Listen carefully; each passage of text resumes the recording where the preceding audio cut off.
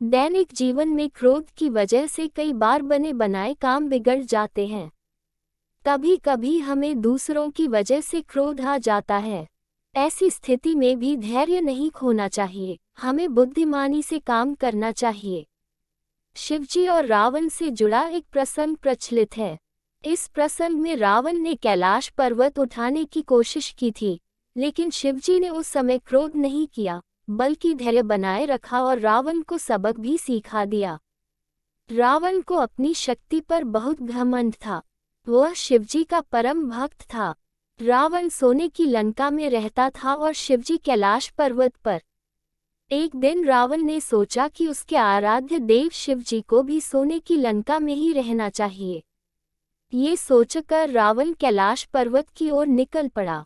वह कैलाश पर्वत पहुंचा तो उसे शिवजी के वाहन नंदी मिले। नंदी ने रावण को प्रणाम किया, लेकिन रावण ने कोई उत्तर नहीं दिया।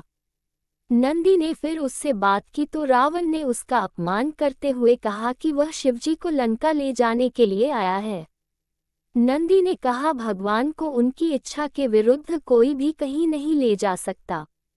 रावण को अपनी शक्ति पर बहुत घमंड था। उसने कहा कि अगर शिव नहीं माने तो वह पूरा कैलाश पर्वत ही उठाकर लंका ले जाएगा। इसके बाद रावण ने कैलाश पर्वत उठाने के लिए अपना हाथ एक चट्टान के नीचे रखा। शिवजी भी रावण को देख रहे थे। रावण की वजह से कैलाश हिलने लगा, लेकिन शिव शांति से बैठे रहे। जब रावण ने अपना पूरा हाथ कैलाश पर्वत के नीचे फंसा दिया तो भगवान ने मात्र अपने पैर के अंगूठे से कैलाश का भार बढ़ा दिया। कैलाश के भार से रावण का हाथ पर्वत के नीचे ही फंस गया।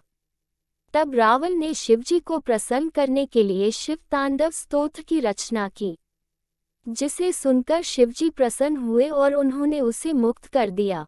इस प्रसंग की सीख यही है कि हमें दूसरों के अहंकार की वजह से क्रोधित नहीं होना चाहिए, धैर्य बनाए रखना चाहिए। इस कथा में शिवजी ने रावण की मूर्खता और अहंकार पर क्रोध नहीं किया, बल्कि खेल खेल में ही उसे सबक सिखा दिया।